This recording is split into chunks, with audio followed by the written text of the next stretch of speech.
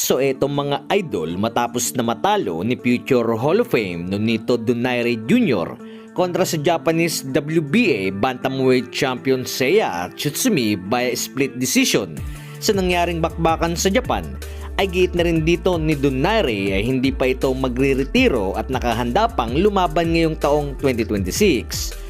So kasalukuyan itong number 1 rank contender sa WBA, kung saan ngay umuugong ang usap-usapan sa ngayon na posible nitong makakaharap ang isa ring bagitong Japanese prospect na si Rico Masuda, na isa ito si Masuda ang tumalo sa isang Pinoy fighter na si Jonas Sultan via knockout sa ikaunang round ng kanilang laban sa Japan. So ayon sa post na ito mga idol na binahagi, ay marami ang nagkumpirma na ang salpukang ito ay posible ngayong Marso taong kasalukuyan, na bagamat hindi pa ito opisyal na anunsyo, ay isa lamang ang asahan na muling magbabalik sa lona ang dating 4 Division World Champion.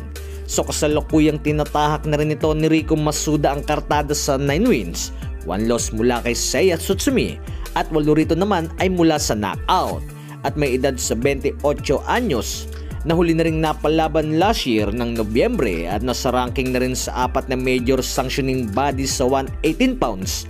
So kung magkakataon ito para kay Nonito Jr. sa edad nito na 43, ay hindi rin ito madaling laban para sa Japanese fighter. Samantala, pagbabalik boxing ni Angas ng Pinas, Janrael Casimero ngayong taong 2026, ay isa sa rumors sa ngayon ang pinag-uusapan, na ayon ito sa post ng isa sa malapit na kaibigan ni Janrael Casimero na si Pau Salud, ang nagbigay ng clue sa posibleng makakaharap ni Cuadro Alas, na ayon na rin dito mga idol ay hindi raw ito tune up ang nalalapit na bakbakan, kung saan ngay ito raw ay mas matibay at malakas na manuntok.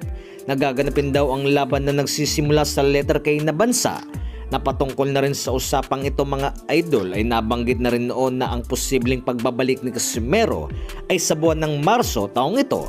So abangan na lamang natin kung may tatama uli ang mga binabanggit na ito ni Pau Salud.